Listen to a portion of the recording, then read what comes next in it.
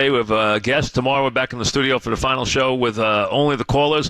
First, let me, before I get to some guests on the line, let me say thank you to Willie for coming in. Willie, thank you for stopping by. It's very nice. You've been a big part of the show for years and a big part of the city, so thank you very much. Very nice of you, and I wish you luck in the future. Same to you, Mike. I just want to say, Mike, it's been 30 years.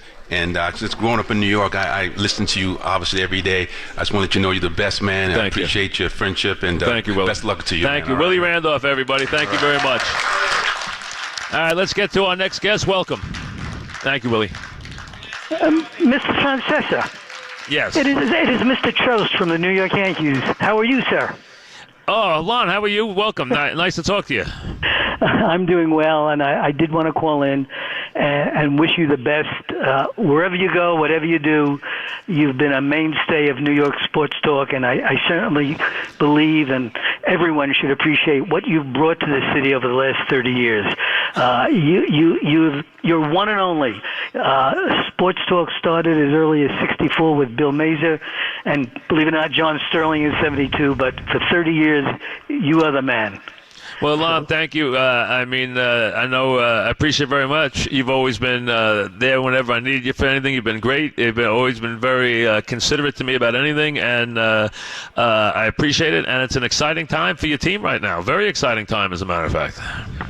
Well, sometimes you can be smart, and sometimes you can be lucky, and sometimes you can be both smart and lucky. And I think in this instance, we've been smart, we've been lucky, and for all those fans out there who are concerned, we're still way under the threshold. So that's the most important. Well, listen, you're one of the guys that stays in the background and has done, and been there for a very long time and been involved in a lot of things with the Yankees. You're someone who I know loves the franchise and is a big part of everything they do. So thank you, and I wish you luck in the future, Lon. Thank you very much. Thank you. And again, as I said, the best to you and your family. And I'm certain that whatever you do, wherever you wind up, you'll be on your feet. Thanks, Lon, very much. Appreciate it. Stay well. Calling. Thank you. Lon Trost from the Yankees, their CEO. All right, another guest ready. Welcome. Mike, congratulations on one of the great and most successful runs in the history of radio.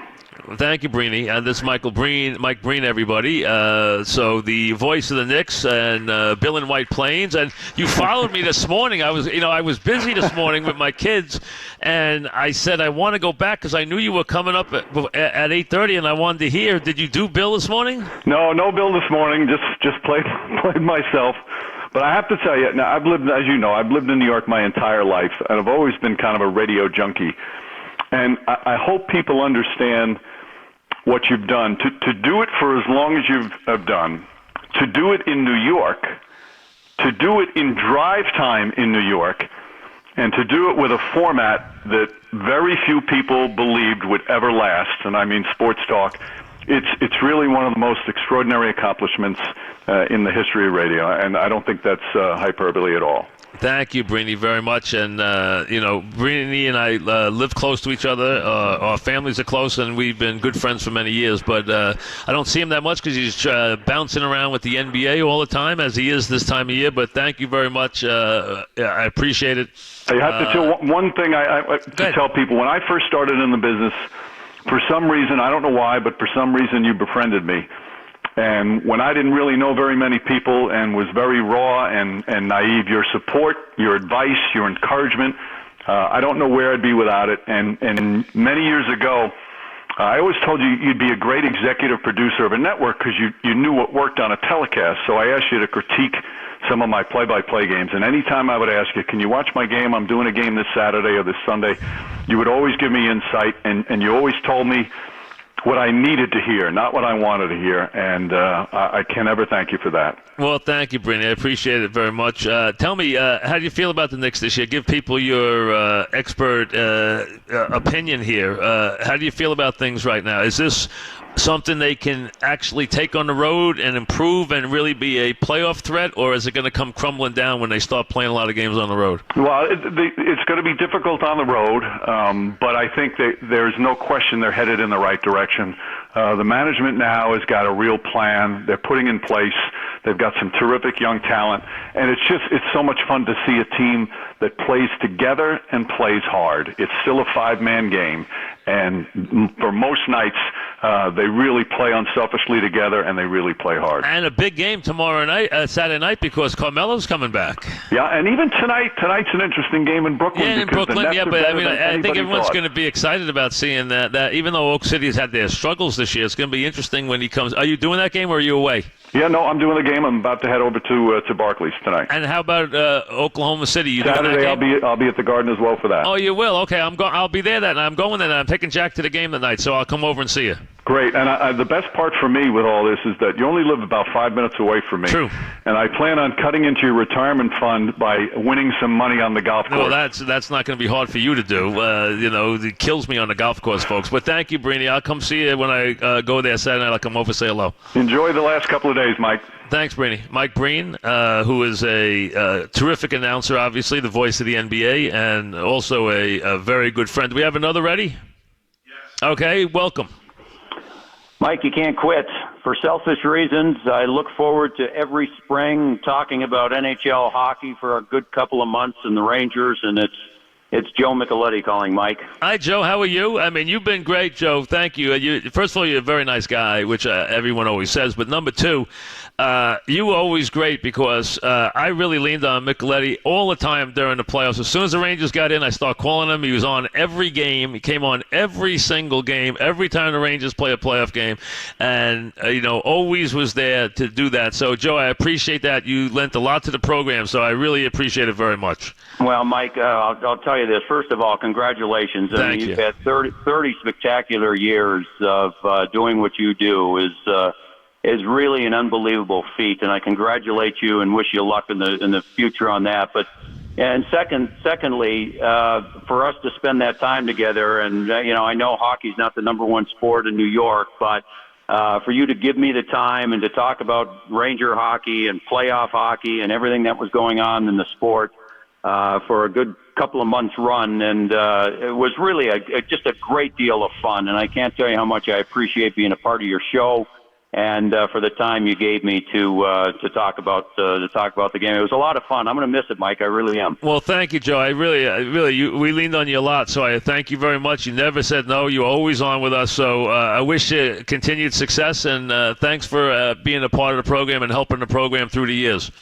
Mike, thank you so much. And as I said before, best of luck to you. Thank you. I look forward to seeing you down the road. Thanks so much. Thank you, Joe. Joe Micheletti, a really wonderful guy who you see and hear on the Rangers. All right, we have another guest ready, so welcome. So before I won any Kentucky Derbies, Preaknesses, or Belmonts or Breeders' Cups, I used to listen to you and Dog on the way home from Belmont every afternoon, and you made my drive home so much better. That's all I can tell you, Mike. Well, thank you, Jerry. This is Jerry Bailey, of course, the legendary jockey. Welcome, Jerry. Thank you. And you did win all those things, and even won a couple of races for me along the way, which wasn't too bad either, if I could get you on my horse, which wasn't too bad. So thank you for that, Jerry. Well, listen, that's why I enjoyed talking to you so much every year. When it came Belmont time, we'd get together at the forecourt there by the winner's circle because you were so knowledgeable on the races, and it made our conversation so much better, more enjoyable for me. But more than anything else, just as an average guy driving home, when I turned it on one day, I said, wow, this is awesome. Are you kidding me? And I never missed. Every night on the way home from Belmont out to Mutton because it's a half-an-hour drive, you guys made it better for me. Well, listen, it's nice to call, Jerry. Obviously a racing institution and a New York one, so I appreciate it very much. We love having you on. And I said thank you, obviously, for everything you've done with racing and everything else. So you're always great to have on the program. I appreciate it very much. Thanks for calling in. All right, Mike. Be well. Thank you, Jerry. Enjoy your retirement. Thank you, Jerry. Jerry Bailey, the Hall of Fame jockey, one of the great jockeys, and also jockey who was probably as smart on the track as anybody. I'm telling you, you could get him to put your horse in a position. I had a horse that we were trying to figure out where he belonged, and he was kind of, just starting out, and his name was On the Fan, if anyone's a racing fan, and he turned out to be a pretty decent New York bred. He won a couple $100,000 on the track. He was solid, and he went up to Finger Lakes and did really well. After that, he found the second life as Finger Lakes, won a bunch of races up there. But the day I went in I was going in for a knee surgery. The day before, I went before to the Belmont because I had Jerry on my horse, and we were probably, I don't know, 8-10 to 1. He gave us the best ride in I remember it was the 7th race, an allowance race, pretty hard race. We put on the fan in the race, a little ambitious, but he put him in perfect position, won the race by 2 lengths, and I said, this is all on the ride. The ride was absolutely flawless. So if you could get Jerry to ride your horse, now often it was tough because he would ride the best horse in the race a lot. So if he's with one of the big barns or one of the big horses, it was tough. But if you got him, it was a big deal because he was going to give you a unbelievable ride with his horse.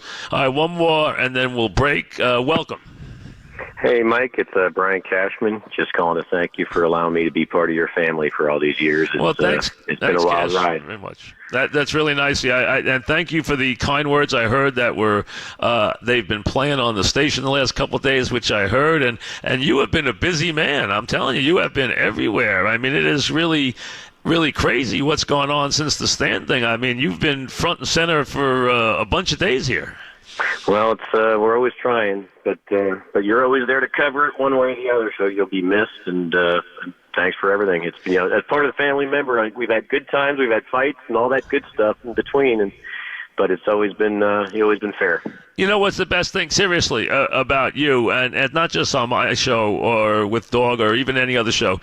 You are the guy who understands the role of the media as an executive, and I think that a guy like you has changed things. You've been the general manager now for 2 decades, but you understand that your job also entails talking to your fan base and talking to the public and explaining your position and even arguing your position, and you were never afraid to do that. I mean, you'd stay on for long periods of time, you'd argue, you'd make your point, and I think that is the new wave, and it had to be that way because the public, wants to hear. They want that, and I think they really appreciate when you do that, and nobody has ever done that more than you have.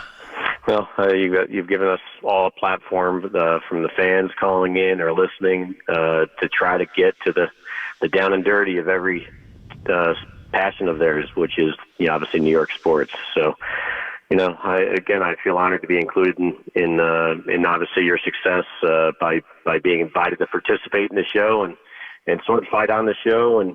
But you're right, it is a platform to get the message out and communicate directly to the fan base in good times and in bad. So I really wish you the best of luck and congratulate you for all your success. It's been an amazing run. Thanks, Brian. Thanks very much, and thanks for always being as accessible as you've been. Good luck to you.